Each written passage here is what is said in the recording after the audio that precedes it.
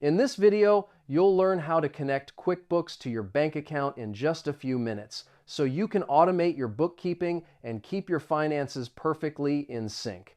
First, open your browser and go to quickbooks.intuit.com. Sign in to your QuickBooks Online account.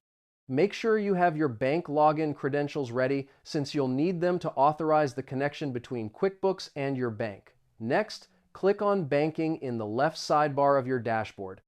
Then click Connect Account to start the linking process. QuickBooks supports thousands of banks worldwide, so you can search for yours easily. Now, search for your bank by name. Once you find it, click on it and enter your online banking username and password. QuickBooks uses bank-level encryption to securely connect your account without storing your sensitive credentials directly. After that, choose which accounts to connect. You can link checking, savings, or credit card accounts. QuickBooks will start importing your transactions automatically, usually pulling the last 90 days of activity by default. Once your accounts are connected, review the imported transactions.